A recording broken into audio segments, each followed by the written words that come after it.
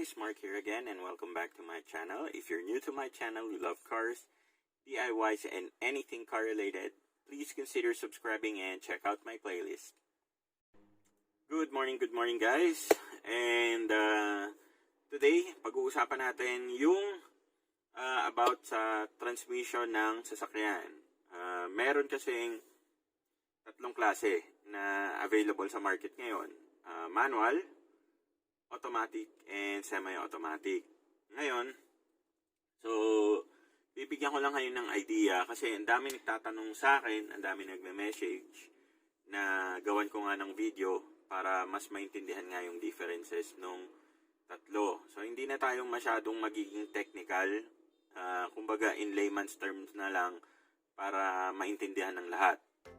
So, guys, ang tanong ng lahat or ng karamihan, ano ba yung pinaka-best na transmission para sa sasakyan?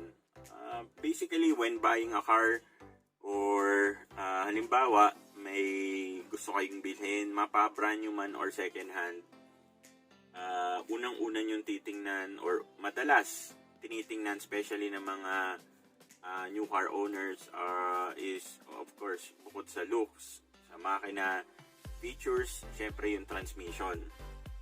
Transmission kasi, syempre yan yung kumbaga gagamitin mo all throughout the lifetime nung sasakyan habang nasa iyo. So, ang tanong dyan, ano yung pinaka-best? So, sa video na to, bibigyan ko kayo ng idea dun sa tatlong transmission na yan para at least meron na rin kayong idea ano ba yung pipiliin nyo base sa pangangailangan nyo. Okay, so start tayo guys sa manual transmission. Etong Toyota Rush ko is manual transmission. Yun talaga yung specific na hinanap ko. Manual. Okay? So, ano ba yung manual transmission? Ang manual transmission guys is the oldest kind of transmission na kumbaga available. Since na-invento yung sasakyan, manual transmission po ang ginagamit ng sasakyan. So, ito yung pinaka-basic kumbaga sa lahat ng klase ng transmission. It uses clutch mechanism. Yung kumbaga meron siyang pressure plate, clutch clutch lining, tapos yung release bearing. So, basically yon para mag-function. Ang manual clutch is nagre-rely lang to sa mismong clutch mechanism niya. Ngayon, syempre bawat cambio nyo, gumagamit din ng synchronizer para sa iba't ibang gear. Syempre pag pinapasok nyo, iba-iba rin yung kumbaga yung gear or yung speed na maa-achieve nyo. Pagka manual transmission yung gamit nyo, this gives you a sense guys na kumbaga you are fully in control ng sasakyan nyo. Okay? Also, manual transmission guys is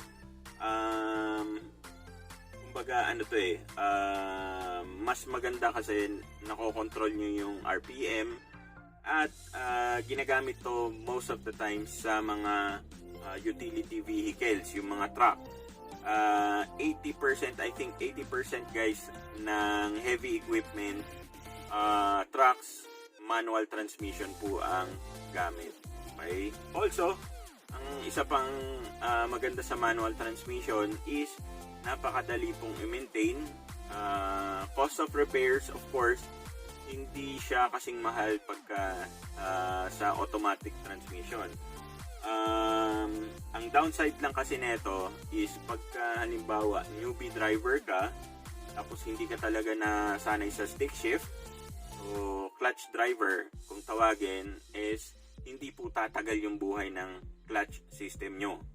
Minsan less than 5 or 10,000 kilometers nauubos po ang mismong clutch lining at yung mismong pressure plate na uubos or na gagasgas po dahil po sa yung madalas po na pag-apak sa clutch, especially po pag traffic.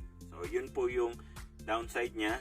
Ang kumbaga ang maganda kasi neto sa manual transmission guys, ang isa pa is kung mapapansin nyo, yung mga sasakyan na naka-manual transmission is not as expensive kasi sa compared sa automatic transmission.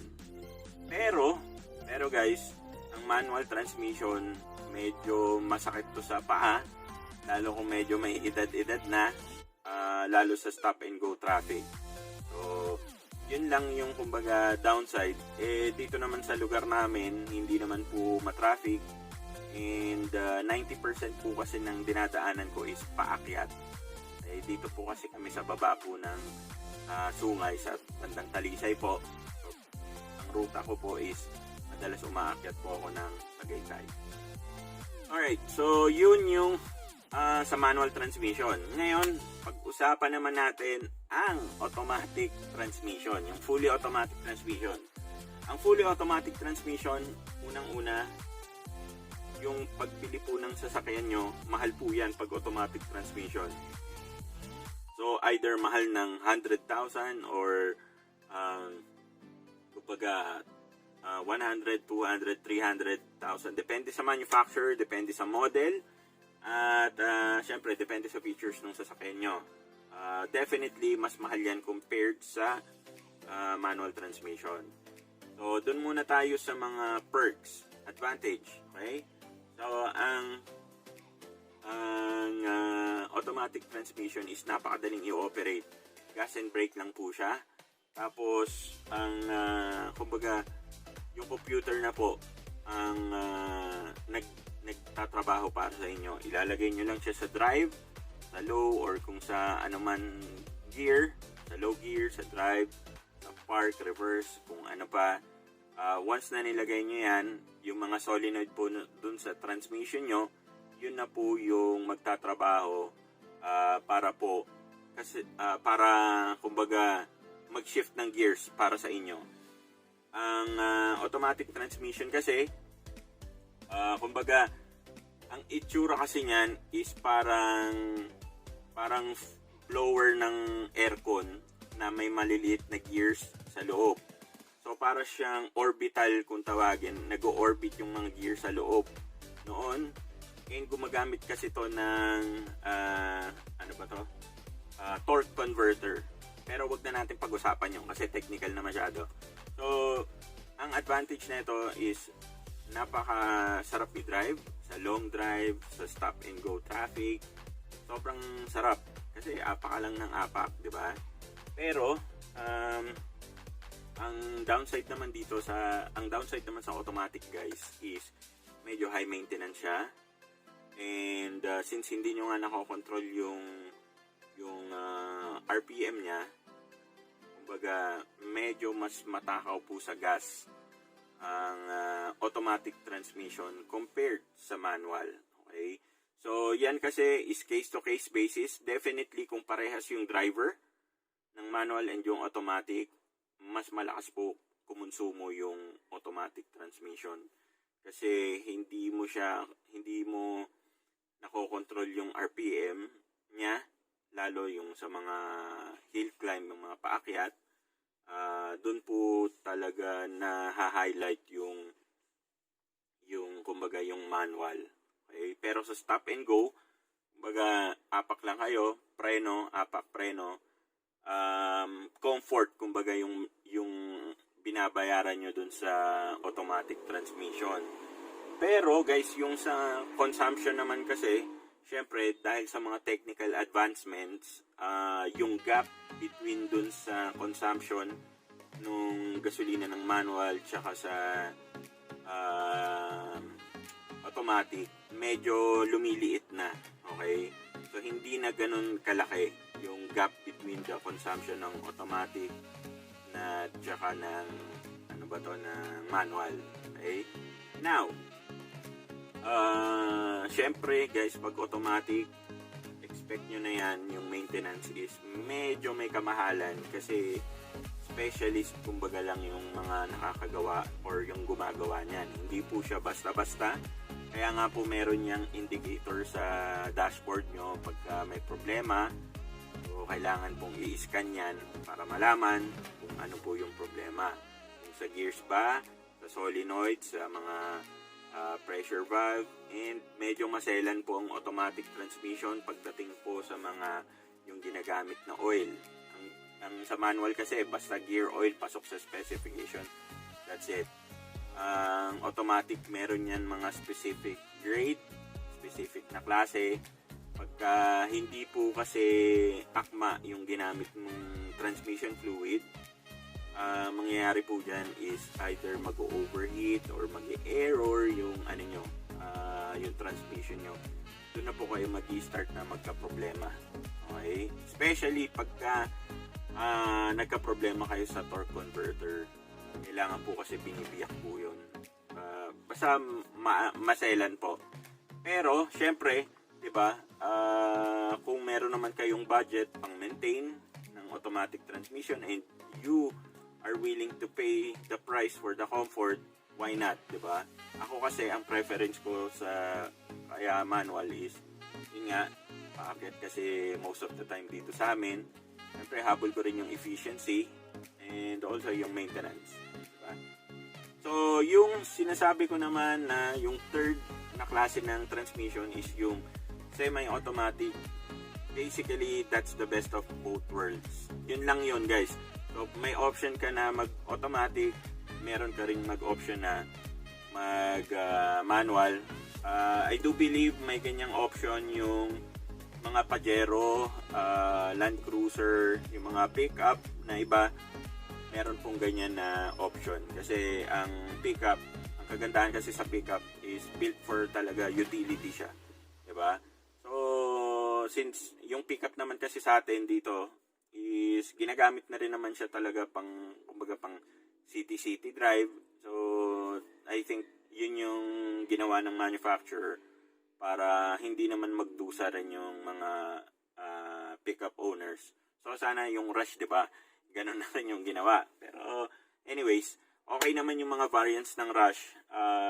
Again, also guys, ang maintenance po ng semi-automatic is almost identical po dun sa fully automatic. So, medyo magastos din. Okay? Ngayon,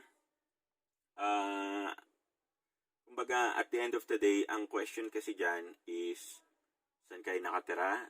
Magkano yung budget mo? How long do you keep on, how long do you think you'll keep the car? Siyempre, kung every 3 years kayo nagpapalit ng sasakyan, I think owning an automatic car would do you no harm. Kasi sa 3 years, bata pa yan masyado. Kumbaga, hindi pa yan kakain ng gasto sa in terms of maintenance. Okay? Pero, if you're planning to keep the car for a long time, medyo dyan kayo maghanda ng maintenance, especially if you own an automatic car. Okay? Kagaya po ng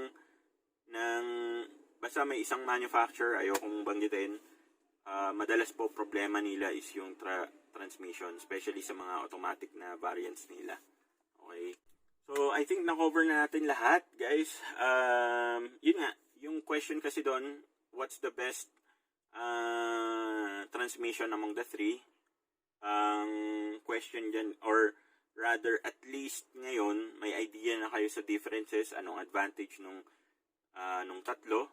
Kumbaga, mako-consider nyo na rin siya pagka pipili kayo ng sasakyan, 'di ba?